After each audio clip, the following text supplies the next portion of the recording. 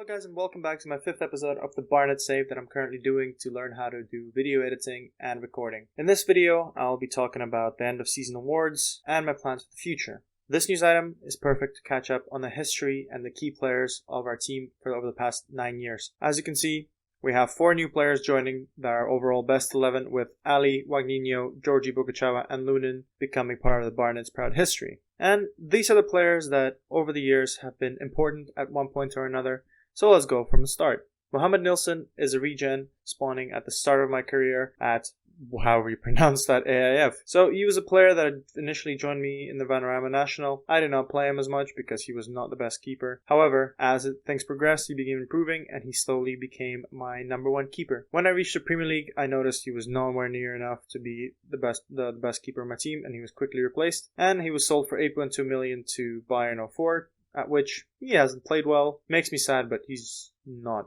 the best player. And he's wanting for transfer. I mean, to be fair, he played for them as a backup, and he must have been really unlucky. But he was a decent goalkeeper. Moving on to our right, Josh Emmanuel. Now, this guy is quite a good player. I had to sell him because he was asking for game time. And he's a decent right back. But again, if I was to push for...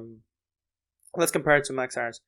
He was beginning to push for more game time, and I couldn't afford to give him that game time. And as you can see, Max Aarons is much better. And yeah, this was part of the cull when I had to clear out my squad to make space for newer and better players. As you can see, Antonio's in there, Chris Williams in there, Bailey Clements is another great player left back. He actually also signed on a initial loan during the Vanarama National. And we just kept loaning him back, even managed to loan him back from the Premier League, where I realized that I didn't want him to stagnate, so I let him go. Then he joined West Brom, had a decent league in the Champions League, and finally, now he's currently at Aberdeen.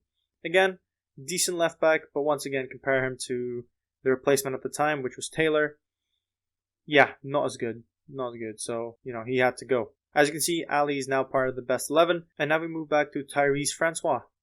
Okay, so this Australian has also been with me since the Vanarama National. I kept loaning him back from Fulham. Once we reached the Premier League, I realized he was no longer the player I needed to help me push for the Premier League. We'll compare him to Benjamin Antonio. Yeah, nowhere near. He doesn't have a stat that's even out of his attribute box. But yeah, he was a decent player at the time. I liked him. But, again, nowhere near the level I want to be. Matthew Richards was one of the players where it actually broke my heart to see him let go, but I sold him on for 9 million to go to Racing Club. It was a good sell, especially now seeing that he left for free and is also 2.6. So this guy was part of my attempt to bring youth players into the Vanarama National, have him a chance to play. He started pretty well, and as you can see, he's been performing quite well at the championship level, but again, not the best Premier League player.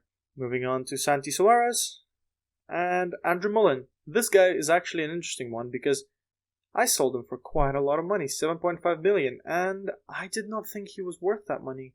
So when Derby came with that offer, I was really, really happy to take it. Because again, if you take a look at Monte, if you compare it to Monte, yeah, he's nowhere near. He was quick, but not the best in technicals, not the best in attacking. I had to let him go. The only thing I had is at the time I was lacking good English players. But again, 7.5 million, I just had to let him go. And yeah, as you can see, Wagninho. Let's see if there's any notable players. I think one of the most notable players, Michael Ignatov. He played really well for me. He was a really good attacking playmaker.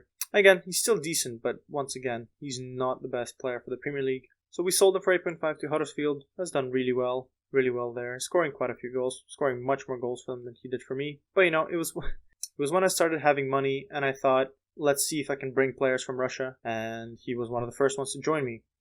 Moving on to the Barnet Best 11. Most of the players that have played for me and that were part of my best 11 for years, they have now retired from football. I was at a low level, and once I started letting them go, no one would want them. Players like Jeremy Antoine plays for Shenzhen. He was another good player, but again, he was way too slow for me, as you can see with his 11 pace, and he just never seemed to perform. So when Shenzhen showed up with 15 million, I had to take it. And he's played well for them, but again, I needed to sell a bunch of my players to make space for newer, younger, better players. So this is the season review, and according to the media, we have overperformed. They expected us to do top half, and we finished third. I think I could have done better, and up to the few final games, I was actually challenging for the title. And yeah, hopefully next year I can actually push on forward and do some more. Yeah, so if you look at the Champions Cup, we got knocked out the quarterfinal, as you remember. English Premier League, we finished third. FA Cup, last game, we lost in the final to United. And the Carabao Cup, we lost in the semi-final, also against United. So as you can see, they're slowly becoming our rivals. I hope there'll be one day where I can just easily beat United. To be fair, with the rate we're going now, we might be able to do that quite soon. Maybe next season, maybe the season after that. But yeah, as you can see, I was first for a while, then dropped down to second, steadily second, chasing Arsenal, with me starting to fall off. But, you know, for a team that doesn't have as great depth as we do, that was bound to happen. We need to do something better about that. We need to introduce younger players. To combat this drop of form at the end of the season, I think we need to introduce more players to our team. Our defensive depth is great. We have a lot of players for all positions at the back. However, for our attack, we need more players. Like, once people started injuring themselves, we didn't have much to cope with it. And thus, I think that's what we'll be focusing. I need to buy a few more world-class players up front just so they can compete for places. Let's accept the current vision. Moving on to the end of season team meeting, I'm really bad at those. Sometimes I know what I expect. I expect our team to be challenging for the league, but they don't seem to like that because the media keeps thinking that we're not as good as we actually are. Thus, I have to be careful with what I say. Every time I go for more ambitious things than what the media predicts, my players get angry. So we'll play safe. I think we should say that we should qualify for the Euro Cup. Yeah, and as you can see, 5 players were thinking this is over-ambitious. I mean, we were qualifying for the Champions League quite easily. I see with a few improvements, I think we can do better. And, you know, I want to push my players to be better. Ooh, this is actually an interesting one. I keep trying to pick training camps that are in places that are more interesting. So I think we're going to go to Singapore. I haven't been in Singapore for a while and I want to go back. I miss it, you know, and I think if I can go through me in game going to Singapore, you know, they'll make me a bit happy. Interesting news article, actually. Solskjaer got sacked by Man United. Apparently winning the FA Cup against Barnet was not a great result, and now he's sacked. I mean, to be fair, let's see where they ended. So they ended actually 6th. Yeah, I mean, normal for Man United now. I guess we'll see how low did they finish before. I mean, they won it for a few years, and then for the past 2 years, they didn't have the best placings. So I think they just had enough. They want to get a better manager.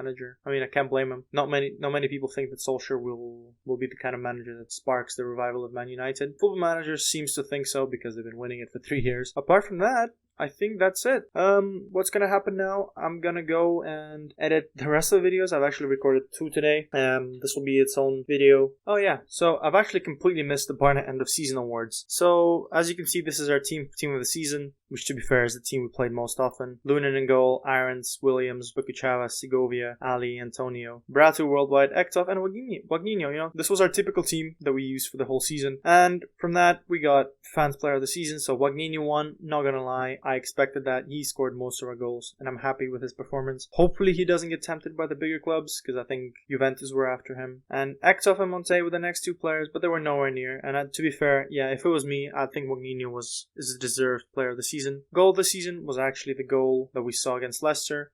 Our goal of the season was this beautiful run by Bratu along the left side, where he dragged the ball all the way up from our halfway and scored in the top right corner. I think we saw this one before, but, you know, I just wanted to see it again. I mean, not the most beautiful goals. It wasn't the most beautiful goal that you can see in Football Manager, but, you know, Barnet thinks that was the best goal scored. As well as that, Ian Bratu has gotten the signing of the season, which, to be fair, yeah, he done really well. He's played really well. 7.25 rating. I think he played really well. In 23 appearances, scoring 11 goals, 6 assists, and 4 player of the matches with a 7.25 rating. Man, next year, hopefully he'll do better, but this is a very good start. This is a very good way to fit into your team. And young player of the season, Wagnino, who was surprised. I mean, if he's going to win the player of the season, he's most likely going to win the young player of the season. For me, I think Ektov should have won it. I think he performed better.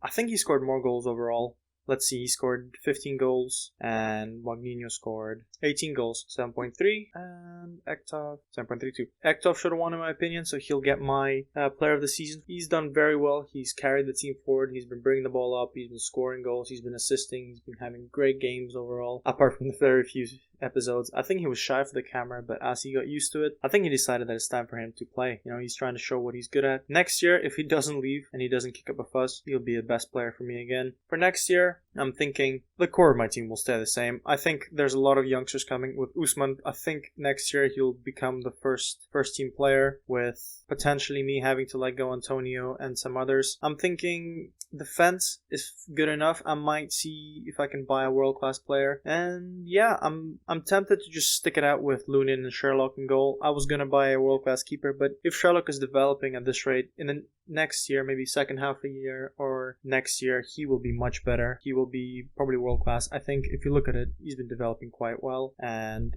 yeah, let's compare him to... Yeah, he's been playing... Sherlock has been playing really well. He's been developing. So let's compare him to Lunin. He's already comparable to him. And hopefully in the next few seasons, he'll be the key player. And apart from that, I think I will need to add some more depth in the attack. Because, you know, we've been losing. I don't think bringing Edward against Barcelona is the kind of subs I want to be doing. I want to be subbing Ektov off for another world-class or near world-class player. That way it gives me more flexibility to mess around with. This will be my final episode for today. I don't know if I'll do the Euros. It doesn't seem to be that interesting to me. So what I think I'll do is I'll do the first game back. I'll update you on the transfers, and yeah, thank you for watching, and I'll see you all later.